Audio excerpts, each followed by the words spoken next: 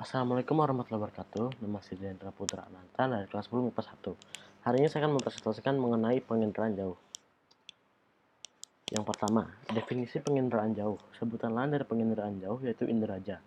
Penginderaan jauh sendiri adalah ilmu untuk mendapatkan informasi mengenai permukaan bumi, seperti lahan dan air dari citra yang diperoleh dari jarak jauh. Penginderaan jauh adalah suatu pengukuran atau perolehan data pada objek di permukaan bumi dari satelit atau instrumen lain di atas atau jauh dari objek yang diindera.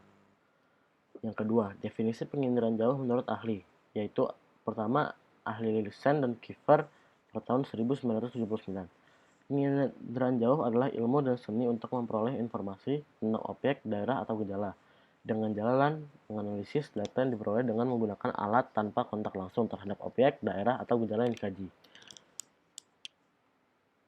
Ahli berikutnya yaitu Colwell pada tahun 1984.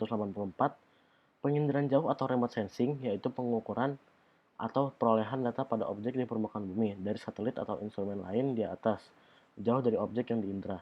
Lindgren 1985. Penginderaan jauh yaitu berbagai teknik yang dikembangkan untuk perolehan dan analisis informasi tentang bumi. Ahli berikutnya yaitu Campbell pada 1987. Penginderaan jauh atau remote sensing yaitu ilmu untuk mendapatkan informasi mengenai permukaan bumi seperti lahan dan air dari citra yang diperoleh dari jarak jauh. Berikutnya komponen-komponen penginderaan jauh. Yang pertama ada tenaga. Tenaga yaitu sebagai sumber pencahayaan dalam menerangi objek.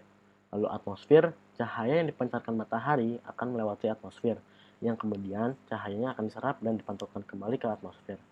Berikutnya sensor, sebagai alat perekam objek yang berupa sensor kamera atau non-kamera. Lalu berikutnya wahana, alat untuk membawa sensor. Lalu objek, sasaran yang digunakan dalam penginderaan. Setelahnya data sebagai data numerik, sedangkan data analog disebut juga data visual. Citra, data visual hasil penginderaan jauh yang berupa citra foto atau non-foto. Yang terakhir aneka pengguna. Dari hasil penginderaan jauh, maka data yang dihasilkan digunakan oleh berbagai kalangan. Berikut kelebihan-kelebihan dan kekurangan penginderaan jauh.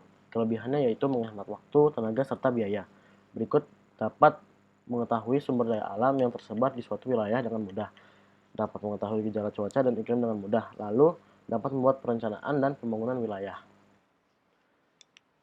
Kekurangannya yaitu memerlukan brandware yang handal atau kualitas sumber daya manusia yang terampil dalam menguasai digital. Peralatan yang digunakan mahal, dan terakhir sulit untuk memperoleh citra foto ataupun citra non-foto ketika hujan dan gangguan alam lain. Sekian penjelasan dari saya, terima kasih. Wassalamualaikum warahmatullahi wabarakatuh.